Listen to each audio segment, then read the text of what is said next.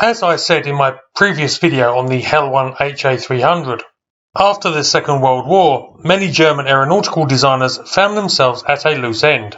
With Germany initially forbidden from building aircraft, these engineers, who arguably were the most knowledgeable experts in the field at the time, had to find other employment. One of these was the designer of what was one of Nazi Germany's most formidable fighter aircraft of the entire war, Kurt Tank, creator of the legendary Focke Wulf FW-190. In 1946, Tank headed to Argentina, producing their Polki series of experimental jet fighters. This allowed Tank and his team to further develop their designs from the end of the war and stay current with aeronautical developments in the new jet age. However, financial issues meant that in 1955, Tank was back on the job market, and he was subsequently recruited by HAL, not that HAL, Hindustan Aircraft Limited. The Indians, as a proud newly independent nation that was very much a major player in the non-aligned movement, countries wishing to stay out of the Cold War, wanted their own military development and construction capabilities. And top of the list was the creation of their own supersonic jet fighter. HAL had only built small propeller aircraft up to that point, so recruiting Tank and his team was a crucial event in the development of what would become the first Indian-developed jet aircraft, the HAL HR-24 Marut fighter bomber.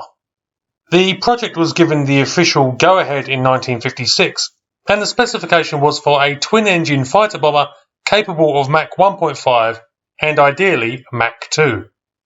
Development proceeded over the next 5 years, with the first prototype Marut flying on June 24, 1961.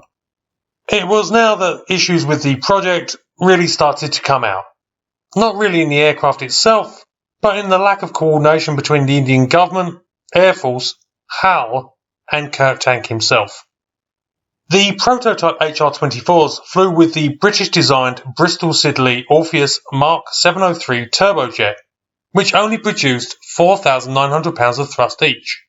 Although a good engine that was licensed produced in India and used in their follow-on Nat fighters, it was understood to be only a stopgap for the initial testing until a more powerful power plant could be obtained.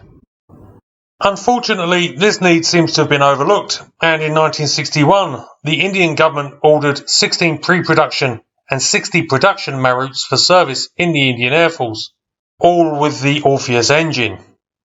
The IAF was none too pleased about this. They had specifically wanted a high-performance aircraft. What they were getting was certainly not that. When it got into service in 1967, the Maruts proved capable of a maximum speed of Mach 0.93. Rate of climb was poor, range was limited, and with the Orpheus, the aircraft was never going to be able to reach its potential.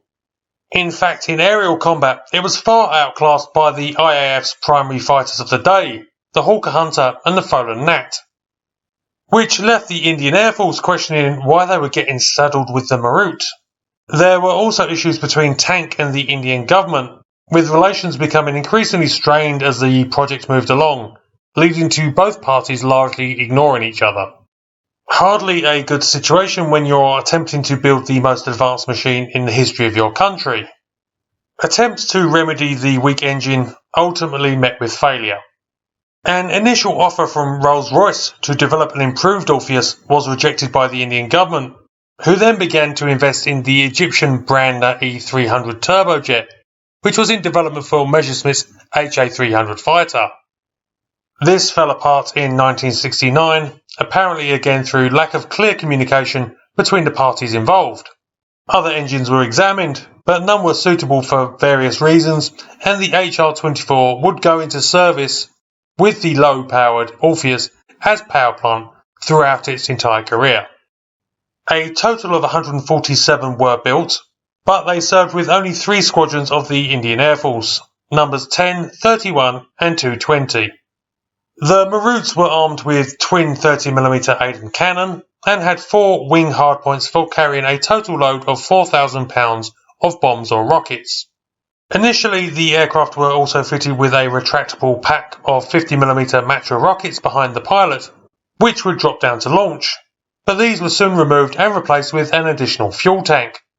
The Marut in many ways serves as a how not to project manage an advanced technological program, with little coordination between the various parties involved.